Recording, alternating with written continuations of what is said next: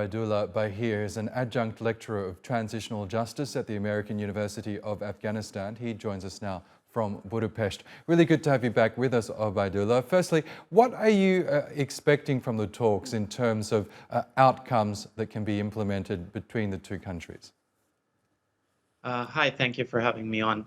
I mean, sometimes talking about talking is useful as well. We've seen the United States have a hot and cold approach towards the talks or engagement with the Taliban.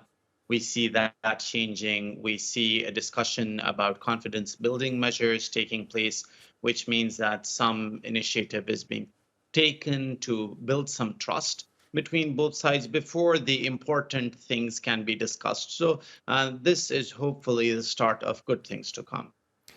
And what do you think is the Taliban hoping to achieve from this dialogue with the United States? What are Afghanistan's needs right now?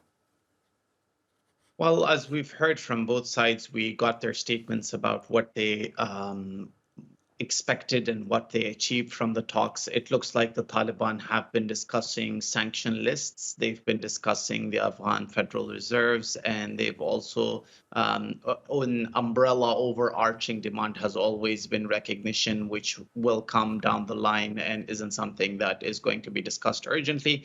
The United States, on the other hand, communicated multiple things. We saw in a very carefully worded statement from them about what they communicated, including things that they welcomed, things that they were worried about, and things that they condemned.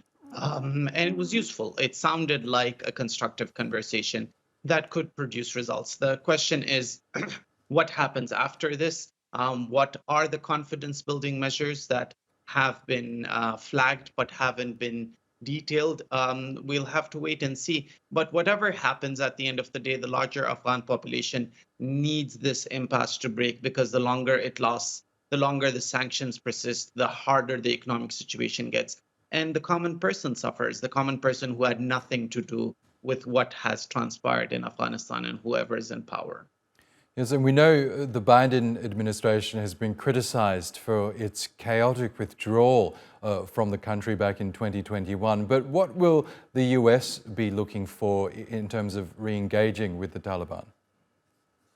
Well, Afghanistan is a legacy for the United States as well, and they have to be very mindful of. They seem to be pretty sure that Afghanistan is not going to be used against them.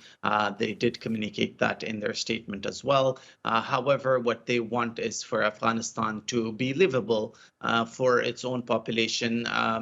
Seems like they're trying to establish a situation where an internal legitimacy can be gained for an order within the country that is more inclusive than what we have right now. So something that helps the United States turn away and go about with its business. Right now, it seems to be that Afghanistan is a thorn, is a dark legacy that they are trying to correct. And it shouldn't take too much. I mean, if the Taliban start making better moves and the United States starts reciprocating, I think we can get out of this very soon. The question is, are both sides going to care for the people in the middle or not? Okay, Obaidullah Baheer, we'll have to leave it there, but thanks as always for sharing your analysis with us.